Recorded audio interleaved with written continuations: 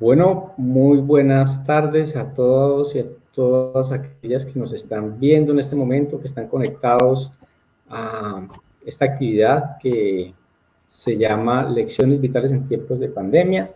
Les damos la bienvenida al primer evento de esta cátedra que hemos diseñado desde la Facultad de Derecho y Ciencias Sociales de la Universidad de ICESI, desde el currículo central o desde las líneas que acompañan los cursos del currículo central de la facultad.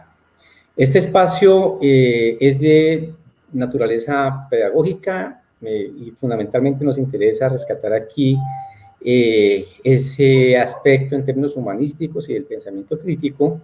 Y este espacio fue creado justamente en estas circunstancias pues, tan complejas de la pandemia que nos han afectado y que, por supuesto, digamos, ha generado una conmoción profunda, digamos, en el mundo entero. Pero en nuestro caso específico, el objetivo de este programa, de esta cátedra que se llama Lecciones Vitales en Tiempos de Pandemia, es acompañar a toda nuestra comunidad universitaria, a nuestros estudiantes, a nuestros colegas profesores, a nuestros empleados, a todos aquellos que quieran, digamos, estar en esta actividad y a la comunidad, digamos, en general, con el fin de, digamos, potenciar el rol de las humanidades en situaciones tan complejas como las que estamos viviendo y fundamentalmente, digamos, con la intención de reafirmar uno de los principios institucionales de la Universidad de ICESI, que es nuestra creencia en que la educación liberal puede ser un antídoto contra el dolor, la tragedia y este momento tan digamos, desesperanzador que genera la pandemia y que puede ser un espacio muy importante para darle cierto grado de esperanza, digamos, a nuestros jóvenes estudiantes a través de justamente unas lecciones vitales sobre el rol de las humanidades en situaciones como estas, como decía ahorita. En ese sentido, pues esto va a ser un espacio virtual de ahora en adelante, no sabemos hasta cuándo, pero por el momento va a estar así. Y es un espacio virtual en el que vamos a traer invitados nacionales, internacionales, colegas de nuestras universidades, regionales, nacionales, extranjeras, pensadores, pensadoras, académicos, académicas, que nos acompañen en una serie de reflexiones por ahora y en el momento circunstancial relacionados con el tema de la pandemia, y ya veremos en adelante, digamos, cómo va pintando la situación, y de ahí para allá, pues, Lecciones Vitales va a tener seguramente, digamos, un terreno todavía más fértil para la reflexión y el pensamiento crítico, ¿sí? Entonces, lo que quiero decir con esto es que esta cátedra hace parte de un proyecto institucional de más larga envergadura que hemos diseñado en la Facultad de Derecho y Ciencias Sociales, que está acompañado de otro tipo de actividades pedagógicas y actividades extracurriculares para acompañar a nuestros estudiantes y acompañarnos a nosotros mismos en estas circunstancias tan complejas. Así que les doy la bienvenida a esta cátedra, les doy la bienvenida a este espacio. En ese sentido, esta es como nuestra segunda conferencia, porque la primera se hizo en el marco del Festival Oiga Mirelea, con un invitado especial que tuvimos, que es un escritor colombiano que vive en Seúl y que se escribió una pequeña novela sobre la experiencia de la pandemia, y sobre eso se hizo la primera conferencia. Y hoy tenemos la segunda conferencia de nuestra cátedra con dos invitadas especiales, María Clara Echeverría y Diana Goretti Oviedo, que van a estar con nosotros y van a estar acompañadas de Enrique Rodríguez Caporali, director del CIES, del Centro de Investigación de la Facultad de Derecho y Ciencias Sociales, quien va a ser el moderador. Así que con estas palabras, yo los dejo ya en manos de nuestras dos invitadas y de nuestro moderador. Rafa, Enrique. muchas gracias. Buenas noches para todas y para todos. Agradecer pues a los departamentos y a los centros que han organizado este evento, esta serie de conferencias. Para mí es un gusto acompañarlos y en particular pues estar en la compañía de dos investigadoras con una amplia trayectoria sobre los temas urbanos, sobre temas de salud, que hoy nos convocan y que nos invitan a una reflexión sobre la situación que estamos viviendo. La idea básica es que María Clara y Diana pues nos hagan una presentación de algunos planteamientos, que nos desarrollen unas ideas que nos convoquen a esta reflexión. A partir de esas presentaciones, pues yo ayudaré a coordinar las preguntas que surjan de parte del público, otras preguntas que tenemos aquí, colegas y mías propias, para discutir con ustedes y tengamos una conversación frente a esta situación. Nos acompaña María Clara Echavarría, como decía hace un momento Rafael. María Clara es arquitecta, es profesora de la Universidad Nacional sede de Medellín, ya tiene una larga trayectoria sobre temas de hábitat, ha reflexionado y publicado sobre esos temas a lo largo de su trayectoria profesional, y la hemos invitado porque creemos que es necesario mirar este tema desde la perspectiva de la habitabilidad y los impactos que eso va a tener sobre distintos grupos poblacionales en la ciudad. Entonces, vamos a tener ahí una reflexión de María Clara al respecto. Y también nos acompaña Diana Goretti, que hizo un doctorado en salud pública, tiene un máster en estudios públicos y administración, y ha trabajado desde la salud temas referidos a la ciudad. Tiene una trayectoria también muy amplia en distintas instituciones educativas y del Estado sobre estos temas, y nos proporcionará una mirada que esperamos sea complementaria, que nos permita ver algunas tensiones, algunas contradicciones con lo que nos diga María Clara, y con estas dos perspectivas tengamos una base para una excelente conversación.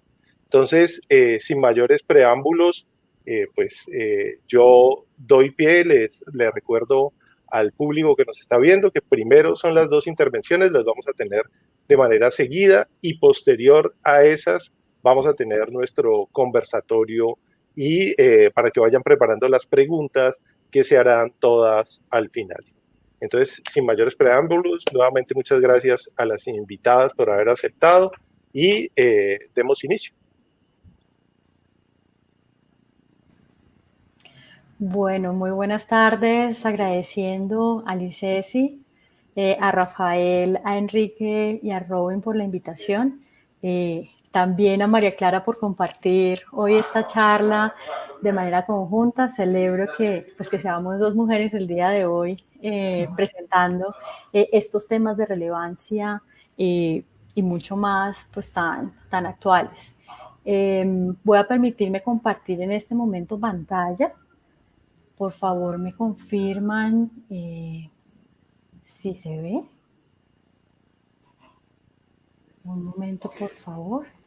La idea de la charla de hoy es hacer un barrido general, primero, de esas transformaciones que se han dado de la apropiación de los espacios, pero inicialmente poder comprender qué fue lo que originó esas transformaciones. De esta manera, entonces, vamos a hacer un recorrido por estos 5 puntos bastante, digamos, rápidos, si lo queremos decir de esa manera. Primero, poder comprender qué es una enfermedad, una emergencia de salud pública de importancia y de interés general internacional, cuál es el papel de los estados en este tipo de ESPI, de emergencias de salud pública de interés internacional, una línea de tiempo de los eventos y de las acciones realizadas por la OMS y por Colombia para asumir y enfrentar el COVID-19. Finalmente, ¿cuál ha sido el impacto de esta pandemia en el relacionamiento y el uso del espacio? Y unas conclusiones muy generales. Primero, hay que entender que este reglamento sanitario internacional tiene unos antecedentes digamos, como en una de las enfermedades que también tuvo mucho impacto, que fue el primer SARS, presentado en el 2004, del 2002 al 2004, con más de 8.000 personas en 29 países. Territorios distintos se infectaron y al menos 774 murieron en todo el mundo. Como consecuencia, finalmente, de esta epidemia en el 2012 y 2004 surge una necesidad internacional de crear este reglamento sanitario internacional. Es una herramienta jurídica con procedimientos acordados por 193 países que hacen parte de Naciones Unidas, y finalmente que se rigen también por las ordenanzas que emite la Organización Mundial de la Salud. ¿Cuál es el papel de los estados ante estas emergencias sanitarias de interés internacional? Principalmente incrementar la seguridad de la salud pública mundial por medio de la prevención de la diseminación internacional de enfermedades, es decir, poder contener la propagación de estas enfermedades que son altamente contagiosas.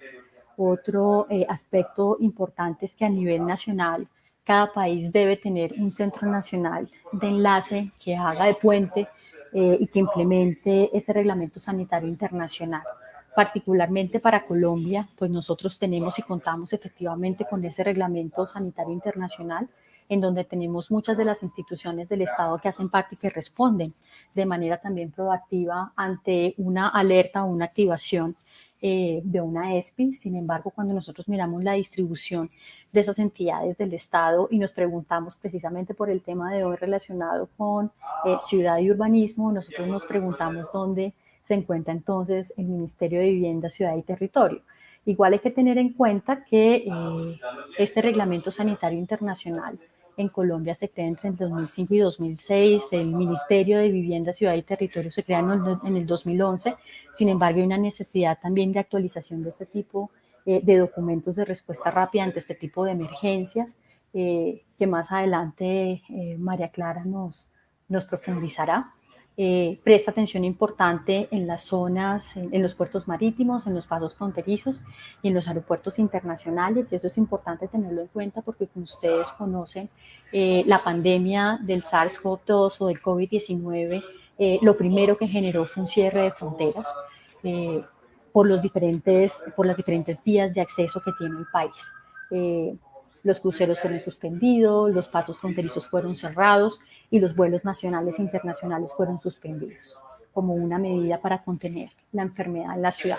Ahora, si nosotros nos detenemos a mirar la línea del tiempo en relación a cómo fue evolucionando el tema del COVID-19 en el mundo, podemos identificar algunos hitos importantes. El primero fue el reporte que hizo China del primer caso, que fue en diciembre. Como punto de partida en el mercado central de Wuhan, ustedes lo conocen, el 31 de diciembre China reporta a la OMS 27 casos de síndrome respiratorio agudo. Tenemos una serie posteriormente de desarrollos muy interesantes, científicos y médicos, en donde hacen una identificación de la secuenciación del virus, los primeros test y diagnósticos. Sin embargo, no es sino hasta el 30 de enero del 2020 que la OMS declara la emergencia global en salud pública.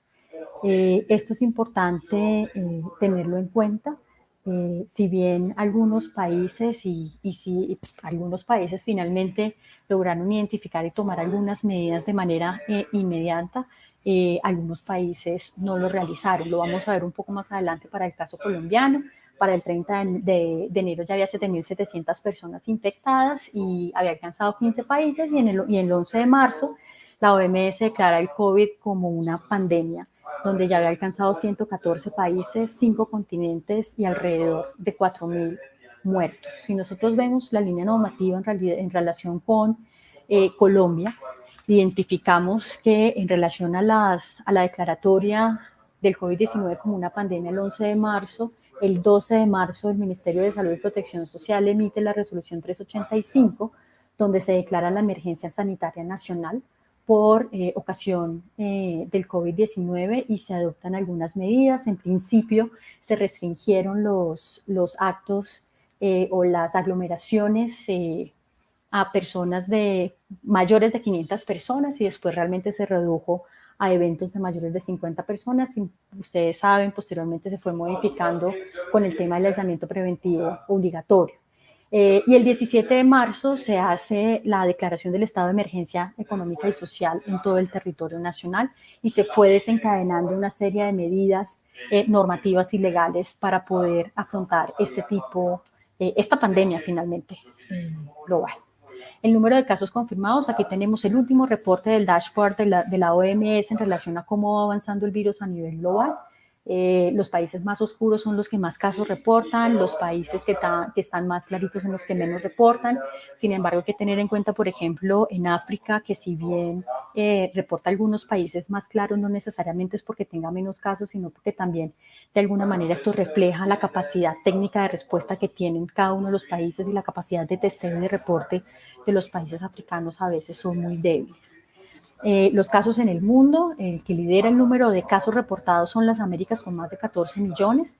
Vemos también finalmente cómo Europa, Asia y cada uno de los territorios va con un reporte en aumento. Desafortunadamente, pues América es el que más casos presenta. En esta slide en particular se presentan cuál es la situación por país. Casos confirmados, si nosotros vemos Colombia al 9 de septiembre confirma 671.000 casos confirmados. Con un inicio de pandemia se tomaron antes del inicio del pico unas medidas específicas de restricción de la libertad y de la movilidad de los sujetos en la ciudad. Muy seguramente en este momento se está abriendo la economía, sin embargo sigue habiendo restricción de movilidad y de aglomeración de personas en ese tipo tanto de espacio privado como de espacio público. El recuadro incluye también a España, en donde en este momento se evidencia una segunda oleada, un segundo pico de un rebrote que se llama también, y que muy seguramente y que es una tendencia también en otros países en Europa, y por tanto nos tenemos nosotros que preparar también, porque eventualmente va a haber nuevamente una restricción en la movilidad, en el acceso a los espacios, en la restricción también que hay de relacionamiento entre los sujetos. Y estos son las muertes confirmadas al día de ayer. Es importante mencionar, si nosotros miramos en la parte superior izquierda, tenemos a Estados Unidos con 188.000 muertes reportadas, y esto lo traigo a colación porque cuando nosotros hacemos un análisis de cuáles han sido las respuestas de los países en el mundo en relación al COVID-19, pues vamos a ver que no es solamente un tema de salud pública, sino que también está relacionado con un tema de administración pública y de relaciones políticas. En particular, por ejemplo, Trump ya van en 188.000, pero ellos en marzo dijeron que si llegaban a 200.000 muertos lo habrían hecho muy bien, y es finalmente cuál es el sacrificio político que se está dispuesto a hacer también en relación a los ciudadanos para no sacrificar la economía. Otros casos que tenemos también es, y como podemos ver, que este tipo de pandemias también son políticas y tienen una afectación directa sobre los ciudadanos y el territorio. Se ve claramente con el caso de Brasil, en donde 2 ministros de salud renunciaron por la negativa que ellos dieron de usar la hidrocloroquina como una tecnología en salud para atender o para responder al COVID-19. Para el caso de Suecia, se reconoció finalmente como la falta de control de esa movilidad y de esa libertad de los sujetos tuvo una consecuencia distinta a la que ellos esperaban, y finalmente el reporte de muertos y de infectados fue superior a los que ellos estaban esperando. Y para el caso de Nueva Zelanda, ellos reportaron un éxito, digamos, en la estrategia de afrontamiento al COVID-19. Claro, hay unas características específicas, como que Australia es una isla y al cerrar sus fronteras es mucho más fácil el control de la propagación de las personas, pues de la enfermedad a través de las personas, y la estrategia que ellos usaron fue el cierre total. Y el cierre total implica también necesariamente una restricción de la movilidad, del uso de los espacios, de la apropiación tradicional que se hacían de los espacios y del confinamiento también de las personas. Bien, ¿qué tenemos acá? ¿Cómo se han definido las formas de propagación? Fundamentalmente, como se han definido, están relacionadas con la interacción humana, por el contacto con otras personas, por las gotículas, por tener contacto con objetos que una persona infectada ha tenido, es decir, por medio del relacionamiento social, y en la limitación del relacionamiento social es finalmente o es la medida por insignia que se ha tomado a nivel mundial para poder contener la propagación del COVID. ¿Cómo se puede reducir? Modificando nuestros patrones de relacionamiento y de comportamiento que teníamos de apropiación del territorio en esa ciudad en particular en las que las personas habitan. ¿Qué ha determinado las decisiones? Finalmente, cuál es la capacidad de testeo de cada uno de los países a través de la identificación de los sintomáticos. Hay una dificultad importante, y es que la mayor propagación se ha dado en las ciudades donde hay mayor densidad poblacional. Las ciudades capitales ofrecen mayor empleo y mayores servicios sociales, y finalmente la propagación en estas ciudades fue mucho más alta. Hay una disputa finalmente entre la economía, la biología y la sociedad, en donde algunos países, como ya vimos, Estados Unidos prioriza la economía. Hay otros países, en particular Colombia, desde el inicio hasta ahora priorizó también a sus ciudadanos y a sus ciudades. Hay una dificultad también en el control y esa incertidumbre que genera no saber quiénes son portadores del virus y pueden convertirse en un vector de propagación, que son los asintomáticos, también hace que el control de esas personas, la restricción a ciertos espacios de la ciudad, permita controlar la enfermedad. Y finalmente hay una dificultad importante en términos de la disciplina social. Lo hemos visto cuando abrieron la cuarentena, por ejemplo, en Inglaterra, que las personas pues finalmente tenían un comportamiento distinto al esperado por parte del gobierno, pues del Parlamento y del gobierno, y que muy seguramente eventualmente cuando se abran todas las economías y como lo hemos visto, por ejemplo como en España, la propagación se puede incrementar de manera importante por el aumento del relacionamiento social.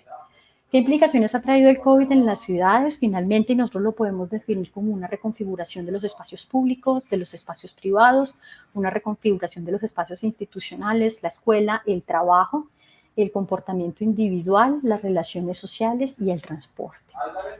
Estos eran los espacios durante los cierres.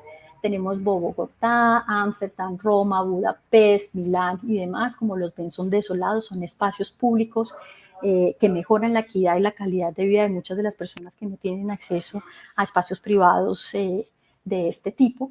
La restricción a este espacio, finalmente la enfermedad ha hecho que se restrinja la reconfiguración de los espacios públicos, necesita y requiere calidad. La calidad de estos espacios públicos cobra relevancia para brindar una mayor equidad a aquellos que no lo tienen. Tenemos estas diferentes imágenes como la distribución que se hace, la restricción del aforo, el distanciamiento que debe hacerse para evitar la propagación, pero que finalmente debe y se necesita un acceso a estos espacios cobra importancia. La reconfiguración de los espacios privados es repensar las viviendas. El COVID-19 demostró la inequidad que hay social en todas las ciudades, como las poblaciones vulnerables en términos económicos y sociales fueron las más golpeadas por la pandemia. Finalmente, como también a las clases menos vulnerables le genera un aumento de demanda de inmuebles fuera de la ciudad, la necesidad del verde, la necesidad del bosque, la necesidad del aire, una valoración distinta de estos espacios. O con balcones y entrega de viviendas unipersonales en arriendo. Estos espacios pequeños, cerrados, estrechos, están dinamizando de una manera importante el mercado inmobiliario. Una reconfiguración finalmente de estos espacios institucionales con esta nueva normalidad. Hay una preocupación importante en las escuelas de volver a los salones, porque finalmente los pequeños son muy emotivos y se abrazan y se besan y eso se convierte finalmente en un riesgo para los rebrotes y la propagación. Los cambios en el mercado laboral traen cambios en las aspiraciones de los ciudadanos. En este momento las propiedades de Silicon Valley se están reduciendo en su valor, finalmente porque empresas, por ejemplo, como Twitter ya han mandado a sus trabajadores a trabajo remoto de por vida. Entonces están saliendo de las grandes ciudades y finalmente están yendo a ciudades apartadas, bosque, aire, y que en un momento era mucho más económico. El comportamiento individual, ¿cuál es la capacidad de resiliencia? Aparte de las medidas políticas y económicas que se puedan también, la parte de la reapropiación de estos espacios de ciudad están atravesados también por este comportamiento individual, cuál es la conciencia que tenemos cada uno de nosotros y finalmente que debe y que permite finalmente que todos y todas podamos hacer uso de ellos de una manera responsable con nuestra salud. Aquí les quería mostrar, sin embargo, les dejo el link y es que tanto aumentará la vigilancia del Estado sobre los cuerpos. Hay una serie de avances tecnológicos en este momento para identificar si las personas en una ciudad caminando están o tienen la distancia social necesaria para evitar la propagación del virus. Entonces sería un aumento de la vigilancia sobre los cuerpos y las personas. Es bastante interesante, se los recomiendo. Y las variaciones en el transporte, la gráfica superior es el reporte que hace Apple de sus aplicaciones en el celular y cómo finalmente las consultas de transporte público para ir caminando o para ir manejando se redujeron de manera importante y cómo la venta de bicicletas, la venta de scooters y demás se ha disparado en el mundo como métodos alternativos de transporte y de apropiación de las vías, cómo han aumentado, eso lo presento en este slide, las vías para peatones y las vías para bicicletas para respetar el distanciamiento social, para respetar esos nuevos espacios que se deben generar en la ciudad para reducir el COVID-19 y unas conclusiones muy generales, el tiempo es muy apretado, pero finalmente hay que priorizar a las poblaciones más vulnerables, son las más golpeadas, el tema del aislamiento para ellos es muy complicado si tienen a un contagiado, por ejemplo, el tema de las restricciones y de las cuarentenas en términos económicos son los más afectados. Las medidas en Colombia lograron reducir el contagio, aplazar la curva, mejorar la capacidad de respuesta del sistema de salud. Las herramientas normativas y económicas a los territorios han funcionado estas herramientas económicas para fortalecer y responder a la pandemia en los territorios. Y el nuevo reto es responder a las necesidades básicas de las poblaciones más vulnerables. Alimentación, vivienda, educación. Educación es uno de los casos más críticos en términos de pandemia y la falta de tecnología y de acceso a tabletas y computadores que no permite que esos espacios tradicionales de la escuela de socialización puedan tenerlos en este momento por las restricciones que la pandemia impone y que finalmente sus condiciones socioeconómicas no se lo permiten. Yo cerraría ahí, agradezco mucho el espacio, cualquier duda o pregunta que tengan, más que bienvenida.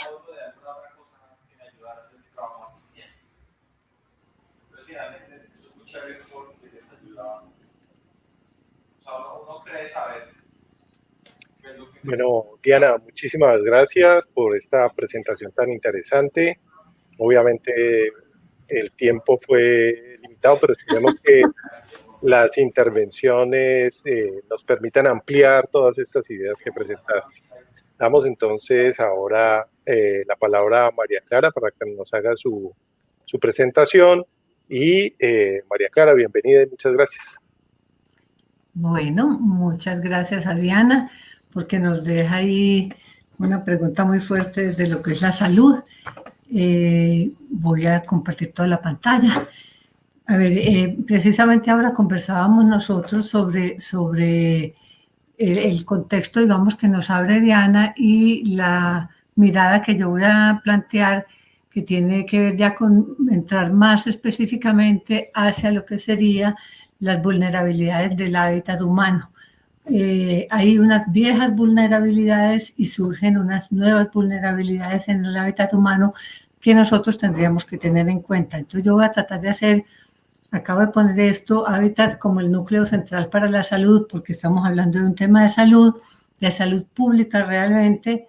Recuerdo una anécdota que nos contaba, una realidad que nos contaba un doctor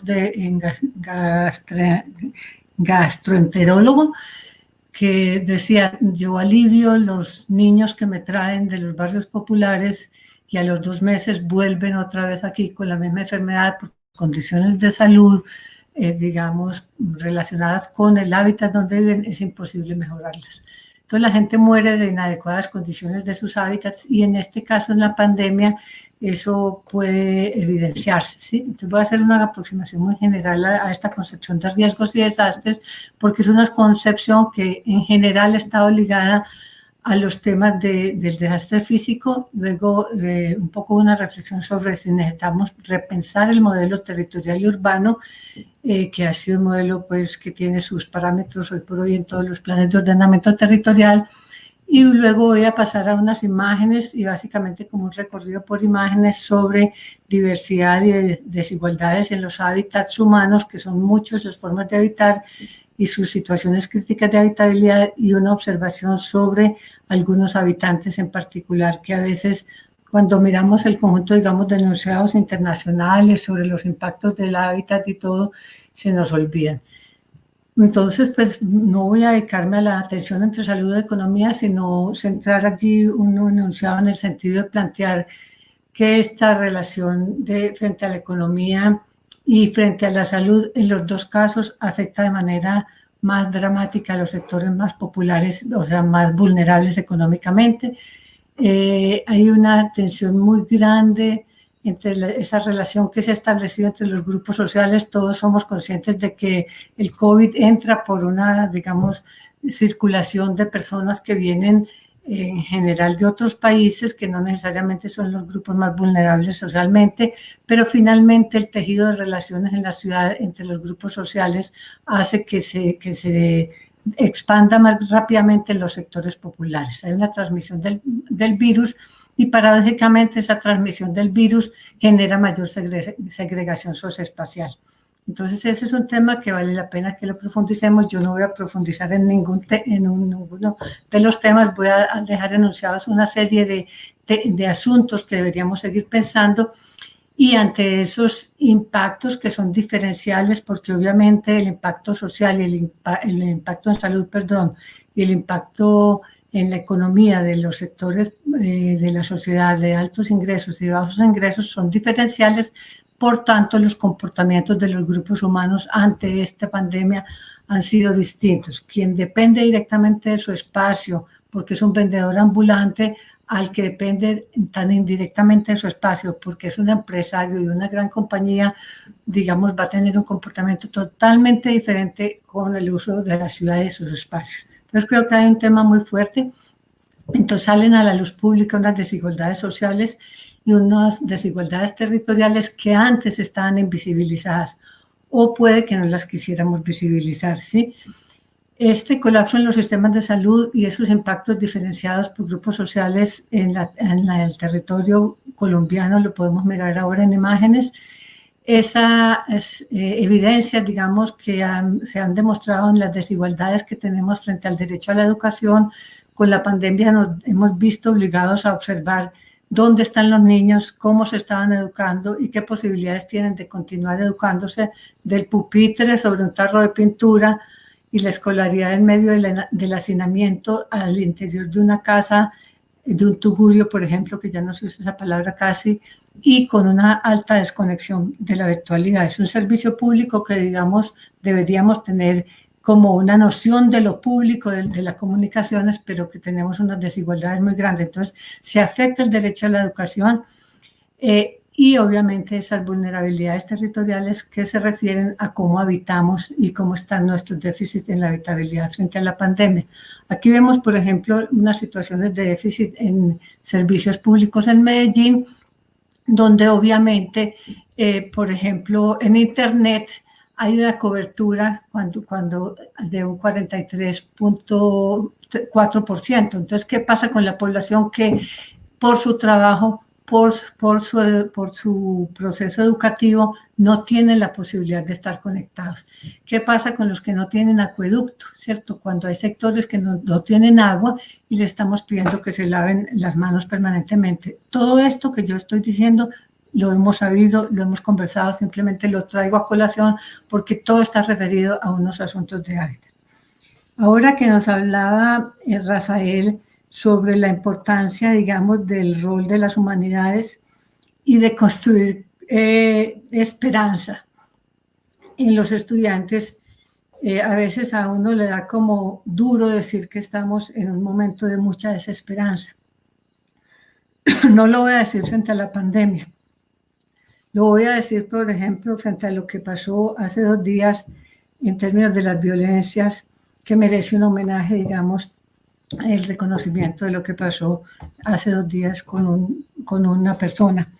No sabemos si a esta persona, digamos, la estaban violentando porque estaba fuera en época de pandemia, pero sabemos que, digamos, estamos en un momento de mucha desesperanza por muchas cosas que pasan en el país.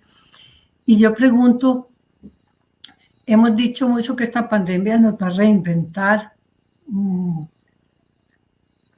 que esta pandemia nos va a generar unas nuevas reglas, unos cambios en nuestro humanismo, una conciencia ambiental, un cambio en los modelos. Y yo me pregunto si eso es así, o si por el contrario, ante esta destrucción de patrimonios sociales y familiares, también estamos enfrentando un proceso de concentración de poderes y capitales. Entonces me queda como esa pregunta, y perdón, pero voy a toser un momentico.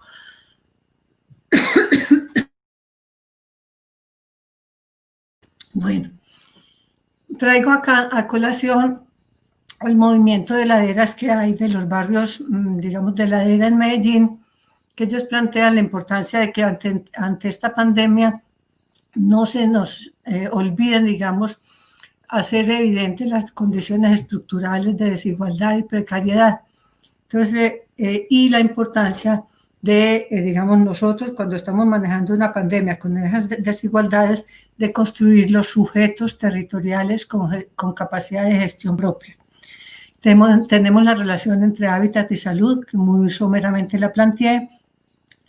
Tenemos la relación entre hábitat y gestión territorial y salud. Si nosotros, ante los comportamientos diferenciales, ante las necesidades diferentes que tienen los grupos sociales de construir una conciencia sobre un manejo de su territorio, porque la pandemia es real, entonces tenemos que establecer cuál es la relación hábitat, salud, gestión territorial.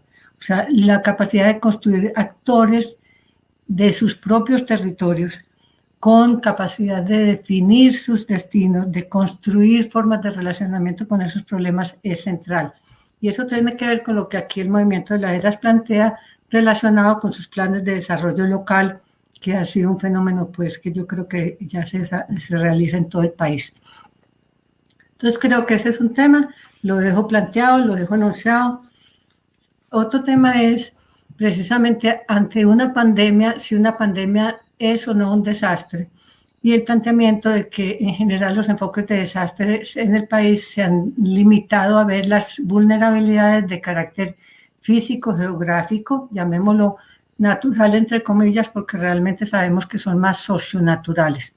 En esta gestión del riesgo en Colombia, que es del Banco Mundial, se plantean estos ejemplos de lo que son las amenazas y los desastres, y en ningún momento se tocan los temas de salud pública.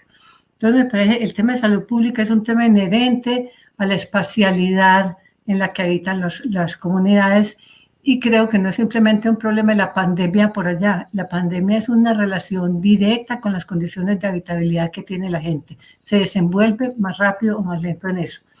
Este es otro documento de planeación nacional en el que de alguna manera se tocan algunos elementos sobre la aproximación a la vulnerabilidad, y si la vulnerabilidad está referida a estas condiciones habitacionales, nutricionales, que tienen que ver con seguridad alimentaria, educativos, que en toda la pandemia tiene que ver mucho con las fortalezas que tiene un cuerpo, etcétera, vemos que la aproximación a vulnerabilidad nos abriría otras perspectivas diferentes para tratar el tema.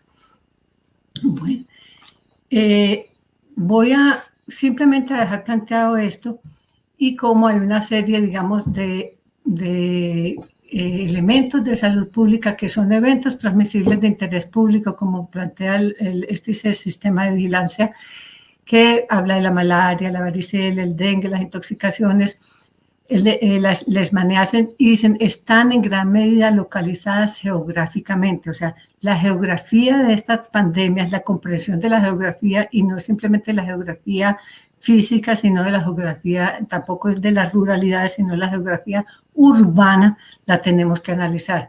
Están asociadas a controles de salud pública en las zonas de mayor presencia.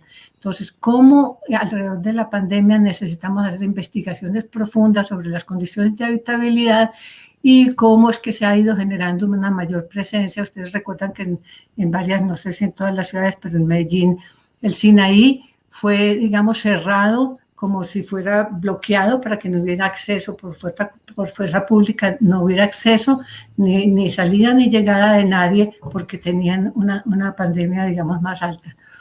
Entonces, el tema, digamos, de trabajar la geografía de la pandemia en lo urbano correspondiente con las condiciones de habitabilidad es clave, y no lo hemos hecho, lo hemos planteado algunos, pero no se ha hecho.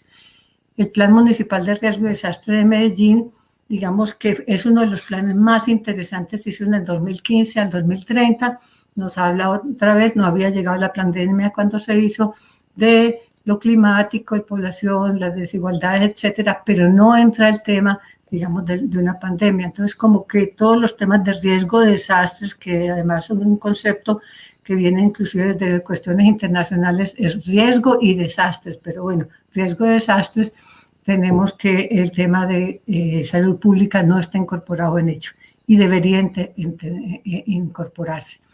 Bueno, entonces aquí hablamos un poco de la importancia de ampliar estos conceptos, no me voy a detener en esta parte, y cómo hay algunos determinantes socioespaciales del hábitat que están limitando la aproximación a una pandemia.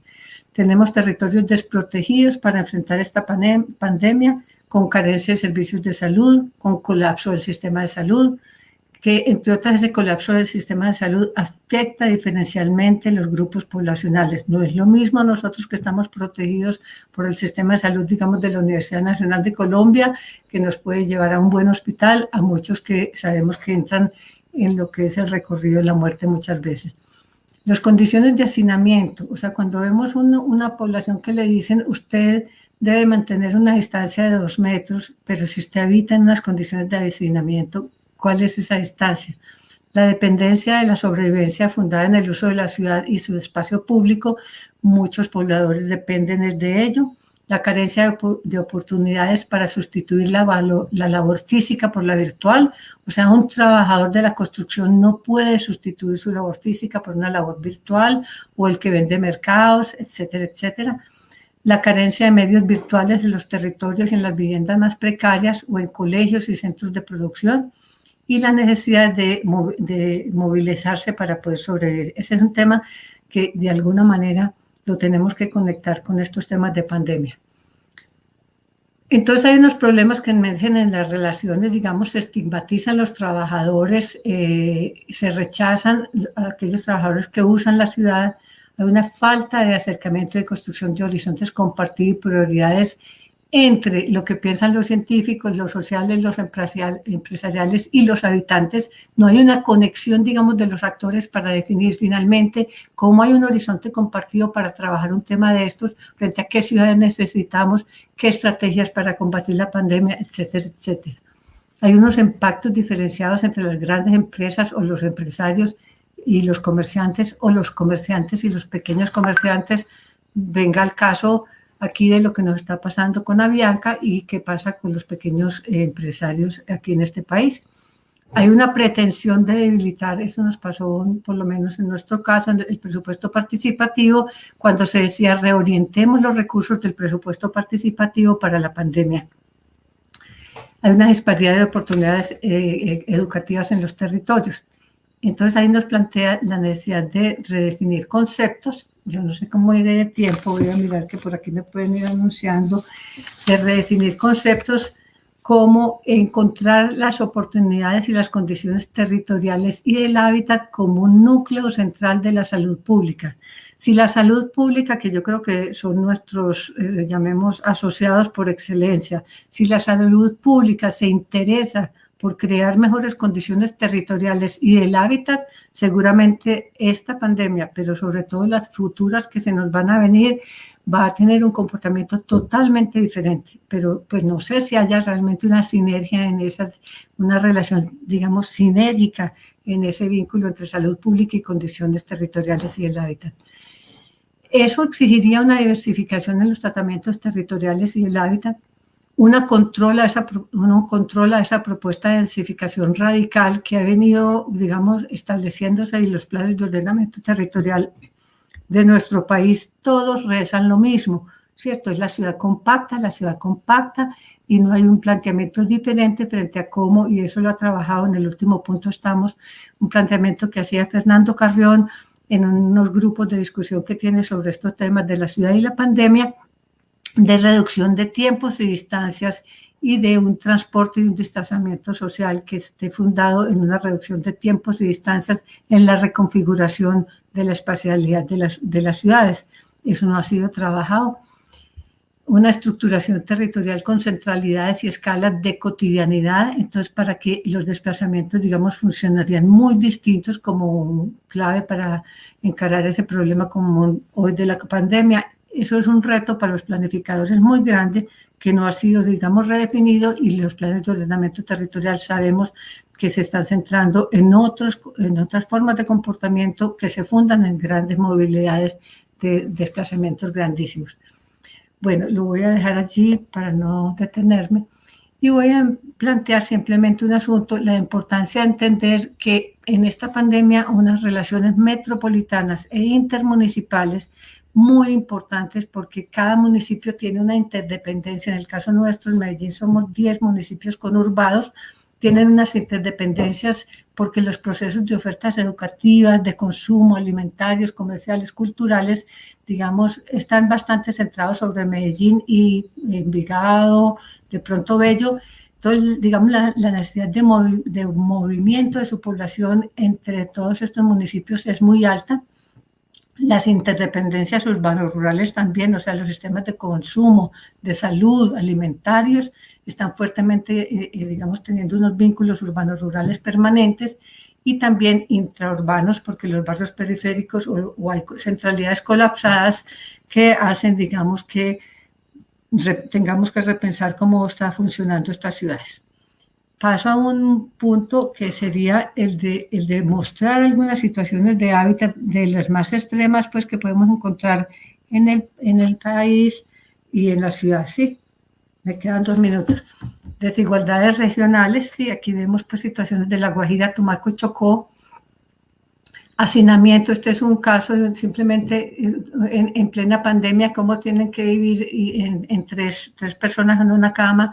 Las cárceles, los centros carcelarios, que ustedes saben que han colapsado con esto, y que si bien se pretendió cambiar el sistema, digamos, de cárceles, aquí no hicieron nada, no lograron nada y no afectaron nada, y siguen viviendo en este hacinamiento. Los habitantes de calle, a ver si los que estamos manejando los temas de pandemia y ciudad estamos pensando en esto. Los centros día, miren la densidad de un centro día que es para habitantes en situación de calle. Los sectores y barrios de borde urbano rural, cuencas y quebradas ocupadas por habitantes, que la densidad, digamos, cómo se maneja. Barrios de bajos ingresos y laderas en condiciones precarias, con o sin regularización y mejoramiento. Los inquilinatos que son dentro de la ciudad, o ya hoy por hoy inquilinatos que están en las periferias.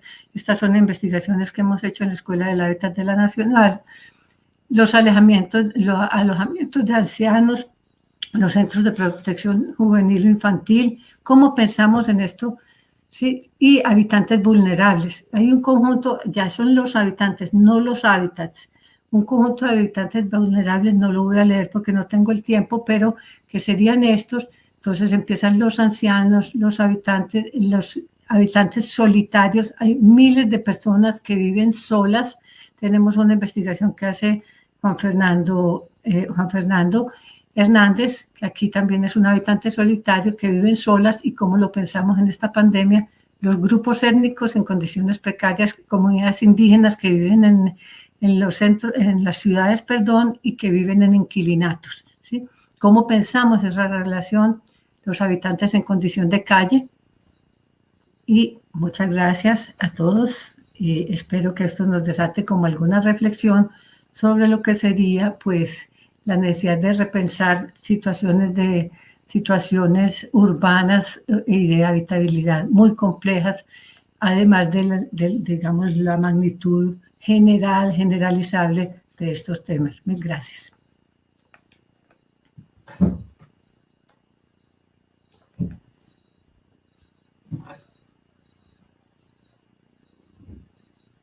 María Clara, muchas gracias por tu presentación.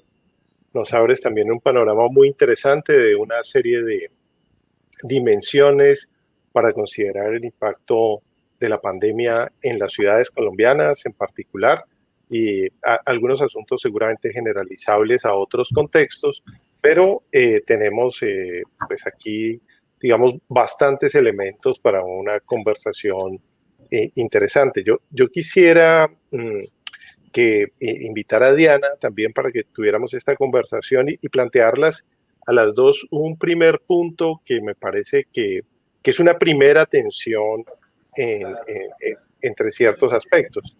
Y es que pareciera haber una tensión entre lo que podríamos llamar la ciudad saludable, ¿sí? Que va a requerir temas de distancia, temas de reorganización del espacio público, y que en algunos autores ha llevado a la preocupación porque a diferencia de lo que planteaba Diana en su intervención, como el uso de bicicletas, el uso de medios de transporte sostenible, por ejemplo, va a incrementar el uso del vehículo privado, la moto o el carro. Y esa ciudad más saludable que va a recurrir a estos elementos, pues parecía entrar en tensión con la ciudad sostenible, aquella en la cual pues nos movemos todos en transporte público, un poco hacinados, pero de una manera más sostenible, nos movemos en grandes grupos muy conjuntos y además estamos en el espacio público, en la calle juntos, nos encontramos. Y entonces pareciera ser que estas ideas de la ciudad sostenible, que aumentaban la densidad poblacional, que privilegiaban los medios de transporte colectivo, estuviera en choque con la ciudad saludable que emerge después de la pandemia como modo general de estar ahí. Entonces, la densidad poblacional se ve ahora como un peligro, se ve como un riesgo, el transporte también está ahí. ¿No será que vamos a entrar como en una nueva dinámica de esas preocupaciones urbanas entre ciudad saludable y ciudad sostenible? No sé, Diana, ¿qué opina? Y luego María Clara. Efectivamente, hay unas tensiones en lo que tú estás mencionando, Enrique. Antes de la pandemia había un incentivo importante, por ejemplo, por el uso del transporte masivo. Y creo que por ahí hay una pregunta relacionada con ello. Y en este momento la restricción a este tipo de figuras es bastante fuerte. Finalmente, tú estabas mencionando cómo se va a crear y se va a aumentar el uso, por ejemplo, de autos, pero lo que está mostrando la experiencia internacional es que también se están priorizando y se les está dando más espacio, lo que estábamos mencionando anteriormente, a medios de transporte como la bicicleta o las scooters, y lo vemos para el caso colombiano y para el caso bogotano, con el aumento de las ciclorrutas en Bogotá, y como eso ha generado una protesta en medios importantes, cuando la gente, por medio del Twitter, por ejemplo, a la alcaldía mayor le dice, pero usted aumentó la ciclovía y la ciudad, el tráfico se volvió un caos, pero finalmente es respondiendo y fortaleciendo estas medidas de protección y de reducción de la propagación de la pandemia, además teniendo muy claro, eso creo que sí es importante mencionarlo, y es que nosotros tenemos, los países del Cono Sur y del continente americano, tenemos una ventaja, y es que tenemos un tiempo importante de aprendizaje. Es decir, nosotros ya sabemos que existen rebrotes, nosotros ya sabemos y conocemos la experiencia española, que en este momento tienen un pico más alto que el primero también, por la apertura económica, y finalmente estas adaptaciones y adopciones que se están haciendo de nuevas formas de comprender la ciudad, que además también son sostenibles y son saludables, finalmente, pero que sí vienen y rompen con algunas de las formas de apropiación que se estaban haciendo anteriormente de la ciudad. Creo que toca hacer una resignificación de cómo construimos ciudad, cómo hacemos uso de la ciudad y cómo nos movemos por la ciudad. Diana, gracias. María Clara. Sí, yo creo que obviamente esa es una tensión, y yo mencionaba una tensión que es muy, o sea, que es muy difícil, digamos, de contrarrestar, porque las ciudades nuestras obviamente son receptoras de población por unas desigualdades en lo que serían los desarrollos regionales. O sea, situando esto en una perspectiva de planificación nacional y planificación regional de un mediano y muy largo plazo, no hemos repensado cómo es que estamos configurando nuestros núcleos urbanos. O sea, el nivel de desequilibrio entre las distintas regiones del país hacen que obviamente Medellín, Cali, Bogotá, algunas ciudades de la costa, bueno, en Santander también, Bucaramanga, etcétera, estén siendo las receptoras, pero no es simplemente por un problema del desarrollo regional. Ese problema del desarrollo regional tiene una fuerte o sea, está fuertemente determinado, no solo por los propósitos, llamémoslos bien intencionados, desarrollistas, de que vamos a tener más oportunidades en tal o cual región, sino que está fuertemente determinado por el conflicto armado colombiano. O sea, nosotros tenemos una situación de desplazamiento de población que nos obliga a las ciudades que tenemos hoy algún mínimo de posibilidades de ofrecer algo para estas ciudades, sea por seguridad o sea porque creen que pueden llegar a tener alguna forma de vida, de ofrecer algo a estas poblaciones desplazadas, a tal grado que también estamos siendo receptoras de poblaciones migrantes, por ejemplo, como fue el caso venezolano. Entonces somos ciudades que, bien que mal, tenemos una paradoja muy grande, ¿sí? Todos los ambientalistas, y perdón por utilizar el ismo, nos plantean que debemos tener una ciudad compacta, ¿sí? Lo que nos está planteando hoy, por ejemplo, que les mencionaba yo ahora de Fernando Carrión, plantea ciudades que tengan una posibilidad de configurar sus dinámicas de forma que los movimientos de la población sean 15 minutos a pie, ¿sí? O sea, las centralidades interurbanas son todo un tema. El tema de la densidad, digamos, de los grandes núcleos poblacionales hiperdensos, que lo estamos haciendo con toda la participación del Estado colombiano, de la planeación colombiana y del sector inmobiliario, y con todo el planteamiento de que la industria de la construcción, y póngase allí la vivienda como un primer elemento, va a ser la que va a dinamizar la producción de empleo y la economía, nos ha hecho poner ese proyecto, digamos, de densidad e hiperdensidad en el centro, por fuera de construir ciudades, por fuera de construir barrios con vida propia, con oportunidades propias, etcétera, etcétera. Entonces yo creo que hay toda una cantidad de cambios que se deberían estar viniendo hacia adelante en el sentido de repensar centralidades con mayor capacidad de generar sinergias. Paradójicamente, un barrio popular puede tener más eso, paradójicamente, es muy extraño, ¿cierto? También son hiperdensos y son hiperdeficitarios en mil cosas, pero es muy particular como ellos tienen una capacidad de sobrevivir de su propio espacio mayor a la que tenemos muchos de nosotros. Entonces yo creo que sí se plantean unas contradicciones muy grandes. Diana planteaba un ejemplo en cifras también. Yo le oí algún día a la alcaldesa de Bogotá que cómo planteaba en cifras cómo ha cambiado la dinámica, digamos, de movilidad en bicicleta, ¿cierto? Con las ciclorrutas, aumentándose enormemente la bicicleta en este periodo. Lo que habría que ver es si eso va a continuar en los periodos, digamos, en los que, entre comillas, se normalice la situación, ¿sí? Entonces ahí habría, pues, que pensar y repensar mucho lo regional. Claro, estamos en una situación muy compleja de conflictividad territorial en todo el país, y lo urbano en términos de reconfigurar centralidades, que no las tenemos, o sea, reconfiguramos centralidades en todas las esferas, intraurbanas, intrametropolitanas y en la nación, ¿sí? Pero es una tarea de largo plazo. Bueno, pues a mí me surgen un montón de inquietudes y un montón de cuestiones que me gustaría plantear, pero quisiera solamente hacer una última inquietud que me surge antes de darle la palabra al público que ya nos ha enviado un número importante de preguntas y que he estado viendo ahí. Una idea que me surgió muy interesante del planteamiento de María Clara fue el tema de entender cómo la pandemia ingresa en un mundo desigual. No es que la pandemia produce las desigualdades, sino que ya tenemos unas desigualdades, en algunos casos o en general en el país, unas desigualdades muy graves, muy fuertes, y cómo la pandemia las agudiza.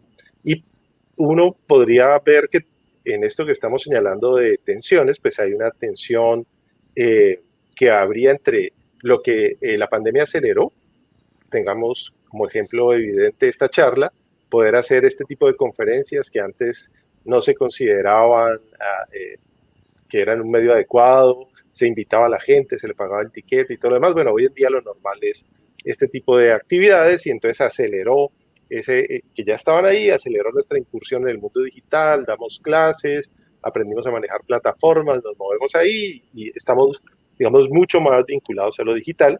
Pero cuando utilizamos el plural, nos referimos a un grupo de personas, no es un plural que abarque a toda la población. Y cuando decimos hoy en día todo el mundo sabe usar Zoom, pues en realidad nos referimos a nuestro entorno académico, empresarial, etcétera. Entonces ahí tenemos como eso. Pero por el otro lado, como lo señaló María Clara, tenemos un montón de formas de exclusión que se dinamizan, se crecen, etcétera.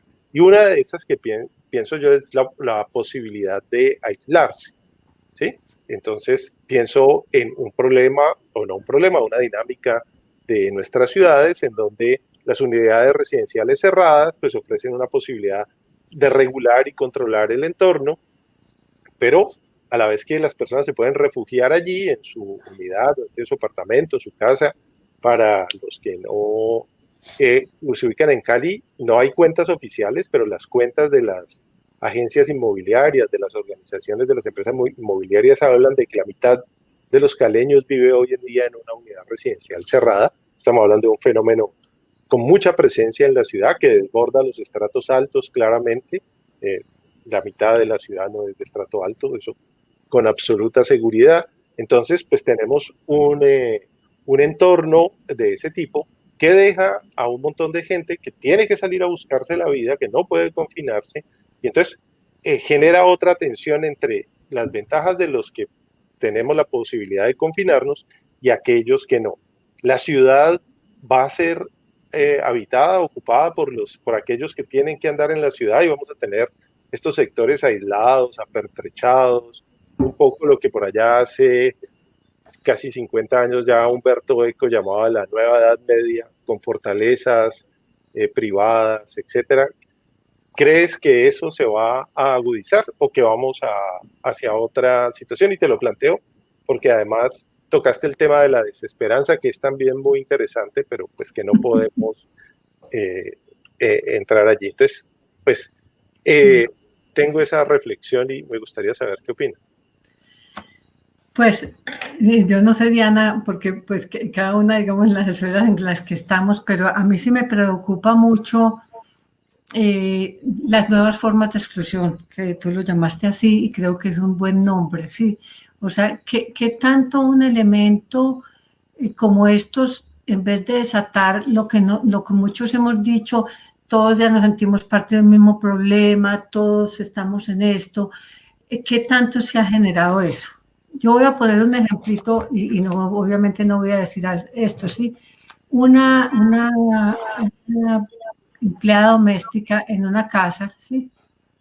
Llega y resulta que en esa casa aparece un visitante y el día que estaban comiendo allá, esta empleada no estaba en esa casa, era el día de descanso de ella, pero la otra empleada le cuenta que en esa casa llegó un visitante que le acababan de confirmar que era positivo para el COVID-19, ¿sí? Y entonces esta que sufría el corazón supo la historia y dijo, yo no voy a la casa de esa señora otra vez a trabajar porque ya el COVID y el contagio llegó allá, ¿sí? La señora la obliga a volver a la casa a trabajar. Esta señora, por no perder su empleo, vuelve a la casa a trabajar, ¿sí? Son situaciones, digamos, de control de las relaciones que uno no entiende todavía, ¿cierto? ¿Sí? Entonces, o situaciones ya de exclusión, ¿cierto? Claramente de exclusión. Yo sí creo que, pues, digamos, lo que tendríamos que velar es, ¿estamos en el mismo barco o no? Eso lo hemos dicho, que algunos están en la proa y otros están en la popa, ¿sí? Eso siempre cuando hablamos de estamos en la misma nave, ¿cierto? ¿Cómo vamos a estar hoy diciendo que este fenómeno que es común lo vamos a manejar en el interés común? Sí, porque esos sectores populares están allá en la calle. Porque cuando usted está habitando hacinado, ¿sí? Porque cuando usted está habitando hacinado y no tiene una ventana y tiene una viejita de 80 años en una casa y tiene un adolescente de 15 y tiene 3 niños en la misma habitación y tiene un marido borracho y tiene una señora que trabaja cosiéndole en una... ¿Qué pasa? ¿Qué pasa con esas situaciones, digamos, que suceden? Entonces, yo digo, el comportamiento no puede ser el mismo, o sea, la relación con el espacio no puede ser la misma. Entonces, yo creo que sí tenemos, digamos, una tendencia a pensar que todo lo tenemos bajo control, sí, en unos sectores, pero en otros no hemos entendido. Alguien nos preguntaba, porque por aquí nos están pasando por WhatsApp, una pregunta que qué están haciendo los sectores, digamos, los organizados en los sectores populares por esto. Yo creo que una de las necesidades que ellos han encontrado en general es poder sobrevivir. Son los que más empleo perdieron, ¿sí? Son los que menos posibilidades tienen, digamos, económicamente para resistir unos meses sin empleo, son los que menos respaldo han tenido, porque de alguna manera un empresario que tiene una empresa ya más fundada tiene acceso al crédito, estos no, ¿sí? Entonces, yo creo que la primera acción ha sido solidaridad, solidaridad y solidaridad entre ellos, ¿sí? Pues me parece que es lo que uno ha logrado detectar. Yo, pues la persona que me pregunta eso, pues no he sido estudiosa de qué están haciendo. Lo que decía este grupo, digamos, del movimiento de laderas de Medellín, es la pandemia no puede hacer que por ella misma se olviden los proyectos que tenemos nosotros de mejoramiento, por ejemplo, integral de barrios, que es un propósito que tenemos hace mucho tiempo y que coadyuvaría, claro, a mejorar condiciones de habitabilidad para esos barrios. Entonces, no olvidar esos grandes proyectos colectivos es como un propósito que ellos tienen. Diana, en salud el tema de las desigualdades también es un tema importante y nos gustaría saber desde esa perspectiva tú cómo ves esta situación. Hay varios aspectos, Enrique, y que también estaba mencionando María Clara. El primer elemento que está relacionado con las condiciones no solamente de hacinamiento, pero que se han manifestado y visibilizado mucho más. De hecho, no era que no existieran, sino que se han visibilizado mucho más en el periodo de cuarentena y de pandemia, y está relacionado efectivamente con la calidad de las relaciones sociales que tenemos al interior del hogar y cómo se han aumentado las denuncias por violencia intrafamiliar. Y que parten también de la descripción muy precisa que estaba haciendo María Clara, cuando hay muchos integrantes en un mismo espacio, cuando no están las posibilidades además de tener esos espacios alternativos de socialización como son los espacios públicos, es decir, quienes van al Parque Metropolitano del Tunal, al Parque Metropolitano de Simón Bolívar en Bogotá, a aquellas personas que no tienen acceso a esas zonas verdes en sus espacios residenciales, por ejemplo, que no tienen zonas privadas de socialización como esas, o clubes, o fincas, o casas campestres y demás, y se convierte, que yo lo mencionaba en algún momento en la presentación, como esos espacios públicos permiten una mejor calidad de vida de estas poblaciones y además una mayor equidad en el disfrute de la ciudad. Eso entonces para mencionar que finalmente en términos de salud pública el impacto es grandísimo. Lo estamos viendo con las afectaciones de salud mental. Tenemos unos reportes bastante significativos, a pesar, primero en términos de ansiedad, de depresión, de estrés, que está generando en muchas ciudades el confinamiento, pero aparte también la afectación que tiene para aquellos y aquellas que ya tenían un diagnóstico de salud mental. Entonces, por ejemplo, para las personas esquizofrénicas, bipolares y demás, no poder en algún momento de las medidas tomadas, particularmente, por ejemplo, en Colombia, de poder hacer uso de esos espacios, fue realmente devastador. Eso por un lado. Y por el otro lado, no es en vano tampoco, relacionado con lo que estábamos mencionando de cómo la pandemia agudiza esas desigualdades, que cerca del 60, del 70% de la población infectada o contagiada en Colombia y en Bogotá sean de estrato 0, 1, 2 y 3, es decir, habitantes de calle, trabajadores informales fundamentalmente. Entonces, ¿por qué están saliendo? ¿Por qué están infringiendo la norma? Finalmente, porque no tienen un capital social suficiente para poder responder a esas medidas políticas y administrativas para afrontar la pandemia. Entonces, las desigualdades efectivamente se profundizan, pero más que se profundizan, se visibilizan. Se han intentado dar unas respuestas por parte de los mandatarios locales, lo hemos visto en Bogotá, lo hemos visto con Barranquilla, lo hemos visto con Cali, pero que terminan siendo insuficientes ante la necesidad apremiante de estas familias. Y eso también va relacionado con un tema que tú estabas mencionando, y es que efectivamente, y algunas ciudades intentaron dar respuesta para poder tener una estrategia más integral de contención de la propagación de la pandemia, y fue, claro, estas personas que vivían en hacinamiento, que vivían en inquilinatos, que vivían familias extensas en un espacio reducido, y finalmente daba un COVID positivo, no tenían un espacio exclusivo de aislamiento, porque son condiciones muy particulares que no todas las familias tienen, ni en Colombia ni en el mundo. O sea, si nosotros miramos, por ejemplo, la situación de la India también es crítica, la situación en África es crítica, pero si lo ponemos aquí en el caso y el contexto colombiano, lo que hizo, por ejemplo, la administración de Bogotá, y también hubo mucho apoyo, eso es importante mencionarlo, de cooperación internacional, de poder sacar a esas personas de sus núcleos familiares a que pasaran el aislamiento, el periodo de cuarentena a los COVID positivos en unos alojamientos destinados para ello, para proteger a sus familias, para poderle hacer el seguimiento adecuado a estos pacientes, pero que efectivamente lo que implica eso es sacarlo de su contexto social, dada su vulnerabilidad socioeconómica. Entonces, en términos de salud pública, no solamente en muertos, en infectados, en tema de la capacidad del sistema de salud para responder, sino el impacto también que tiene en la salud mental, y cómo los espacios públicos juegan un papel fundamental en poder redistribuir esa equidad de la ciudad para todas las clases sociales, si lo queremos llamar de esa manera. Vale, muchas gracias. Pasando ya a las preguntas que nos estaban planteando quienes están en la conferencia, hay una que me parece importante y por la cual quisiera comenzar de estas que nos están llegando.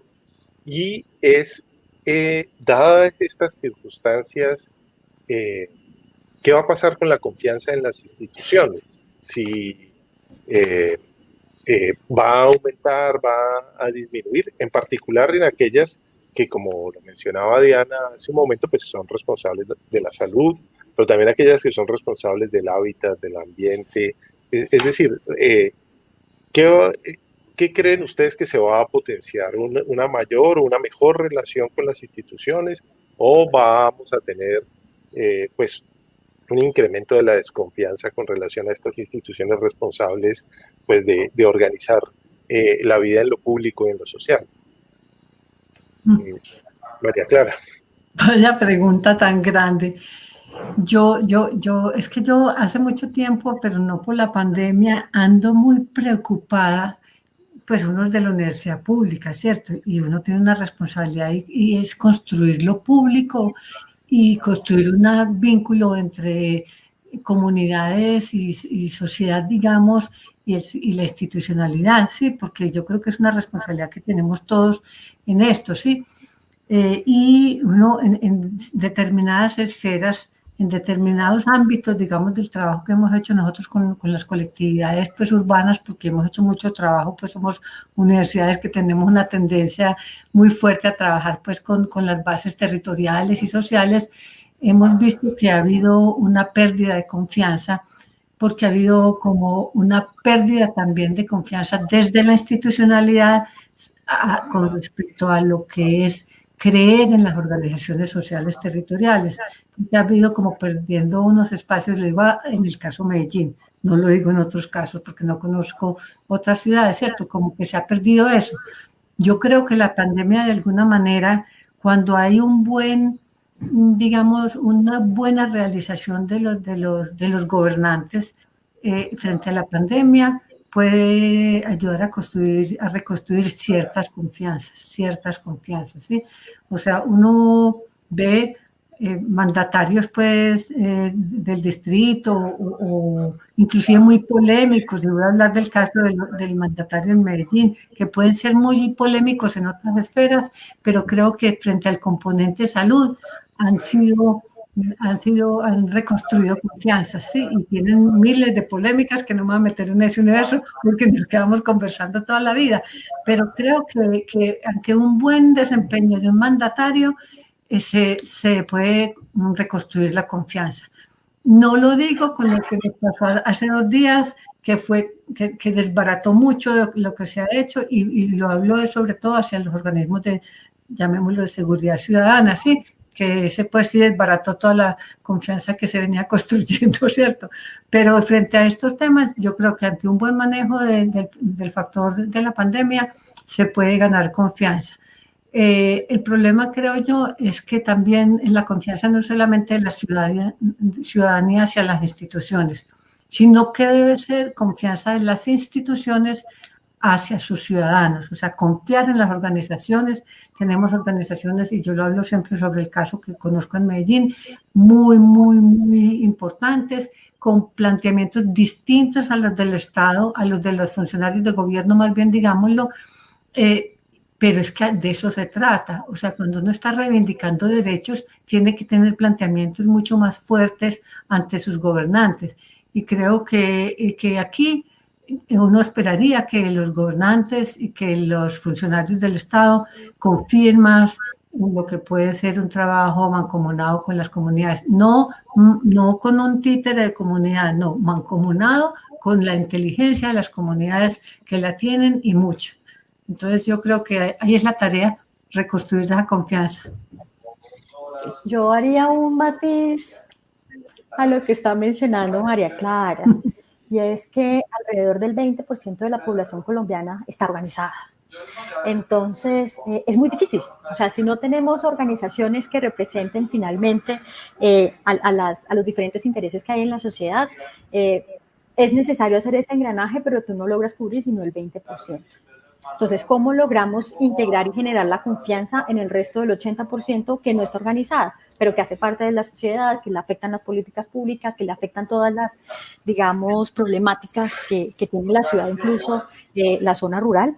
Y en ese sentido también estaba pensando, tomando notas para mi respuesta, y es que también toca desagregarlo, Enrique, porque uno no puede decir cómo vamos a aumentar la confianza en las instituciones, como si la ciudadanía colombiana fuera homogénea o fuera una sola y existiera una sola estrategia de reconstrucción de confianza. Hay varios estudios que mencionan finalmente cómo a mayor educación o a mayores ingresos, mayor es la exigencia que hace el ciudadano en relación a los servicios que presta el Estado. Exige más seguridad, exige más calidad y oportunidad, por ejemplo, en los servicios de salud, que es lo que yo trabajo. Exige mejor calidad en la educación.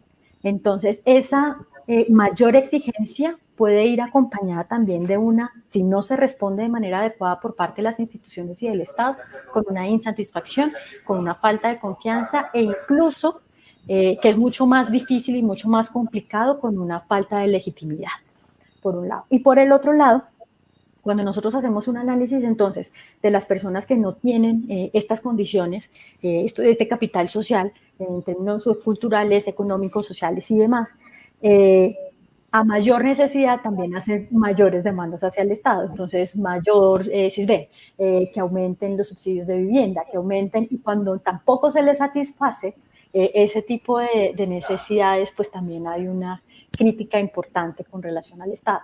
Ahora, ahí también eso está atravesado por una reflexión, y es finalmente qué es el gobierno, qué es el Estado somos todos, cómo nosotros aportamos aparte de los impuestos en esa construcción de ciudad, y finalmente cómo nuestra obligación como ciudadanos en relación a las veedurías y a los controles sociales realmente es bastante débil. Entonces estamos exigiendo unas instituciones sólidas, estamos exigiendo unas instituciones con una capacidad de respuesta muy alta, cuando nuestra capacidad misma de hacer seguimiento, evaluación y rendición de cuentas a esas instituciones también es bastante frágil y bastante débil, y nuestro rol y nuestro ejercicio efectivo de ciudadanía realmente no logra ir más allá del electoral. Creo que es un llamado a los dos espacios, al institucional, a los funcionarios. Estaba mencionando también acá el tema se me fue, perdón que me entró un mensaje. El caso es que hay que mejorar la legitimidad en las instituciones, y eso se logra con un trabajo articulado y finalmente con una respuesta efectiva. Ahora, nosotros entendemos y sabemos que esto es un engranaje vertical, primero, y eso quedó clarísimo con el tema de la pandemia, y aquí el que mando soy yo, pues porque soy presidente, y de ahí para abajo, pues termina siendo, a pesar de la descentralización que en Colombia, pues hay una estructura vertical y jerárquica, pero cuando el accionar de los diferentes niveles del nacional, del departamental y del municipal no son armónicos, también genera una fractura en la percepción y en la representación finalmente que está haciendo ese ciudadano en relación a la construcción de ciudad, a la construcción de política y a la construcción de nación. Entonces, ese tipo de ejercicios son importantes tanto en la reflexión como en la acción. Bien, muchas gracias. Se nos está agotando el tiempo, pero tenemos espacio para una última cuestión y que quisiera entroncar con estas respuestas que han dado. Mucho se ha hablado en todas las ciudades, pues aquí en Cali lo hemos visto, lo hemos experimentado, pero a través de los medios pues uno se entera de lo que están haciendo en otras ciudades. Y ahora que estamos hablando de confianza en las instituciones, y como creo que muy bien lo han planteado, que es un asunto de parte y parte, confiar en los ciudadanos y que los ciudadanos confíen en las instituciones. ¿Ustedes creen, o por lo que han experimentado en sus ciudades, lo que tienen ahí, si estos pilotos de regreso a la normalidad pública generan, han ayudado o van a contribuir a esa confianza de lado y lado, por supuesto, si la ciudadanía se va a comportar como se espera y al revés, si las instituciones van a generar esa confianza? Y estos pilotos aumentan o disminuyen la desigualdad, porque uno oye los pilotos, pero para ciertos sectores de la ciudad, hay otros sectores en los que pareciera o que no se van a hacer, o no sé si suponen algunos que no se necesitan hacer, o qué es lo que está pasando. ¿Qué reflexión tendrían ustedes ahí? Esta sí toca hacerla un poco brevemente porque ya se nos está agotando el tiempo. Muy breve, Enrique, y es que en una charla Rodolfo Ginás mencionó que desafortunadamente, él lo hacía en una reflexión bastante interesante y él decía, desafortunadamente después de la pandemia todo va a ser igual. Hay muchos que tenemos esa esperanza que la cosa va a cambiar, que va a haber más conciencia, que vamos a ser más responsables, que vamos a tener unos niveles de relacionamiento mucho más juiciosos, que esta visibilización de la inequidad y de la desigualdad finalmente va a encontrar o va a llegar a un punto tan insostenible que va a tocar resolverla, pero yo no sé si sea la desesperanza aprendida o sí, estos temas medio trágicos, pero finalmente, y lo ha demostrado la experiencia internacional, lo mencionaba cuando abrieron los bares en Inglaterra, el estado deplorable de la gente al siguiente día, el domingo, en la calle botada, en un estado finalmente de desesperación después de la cuarentena, hace que esa disciplina social no sea tan estricta. En materia de los pilotos, claramente se benefician más unos sectores que otros. Desde el inicio, el tema de los call centers, por ejemplo, nunca cerraron. Teatros, bares y restaurantes se vieron sumamente afectados, pero creo que lo estaban mencionando con el tema de unos pilotos de los sitios de rumba, y eso va muy articulado, y te lo menciono porque con Bogotá Cielo Abierto el fin de semana pasado tuvo un éxito total, pero se evidenciaron muchas falencias, no solamente por parte de los ciudadanos, sino también de los establecimientos en cómo se estaban adelantando esos procedimientos de bioseguridad, y todavía tenemos falencias y todavía tenemos mucho que aprender. Entonces creo que todavía nos falta y estamos en un proceso de aprendizaje. Bueno, habló Diana, que es aquí experta en salud pública. Pues yo sí me quito el sombrero porque además me parece que es un campo enamorador.